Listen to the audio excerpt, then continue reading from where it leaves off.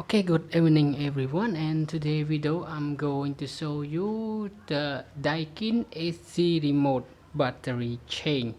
So as you can see on my hand, this remote control, we cannot find where is the battery location as the normal one. For example, this Samsung remote control, it has the cover on the back of the remote, so you can just take it out easy. So today video I will show you where is the battery located.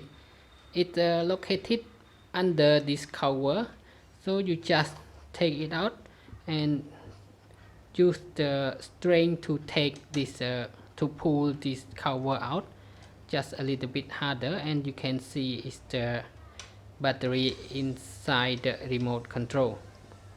So you just take it out and replace with the new battery as you want. So there is no any issue, so there is no any more issue for your battery changing with this Daikin air conditioner remote control. And that's all for today video, and thank you everyone for your time watching this short video, and I hope to see you again in the next video. Bye bye and have a nice day.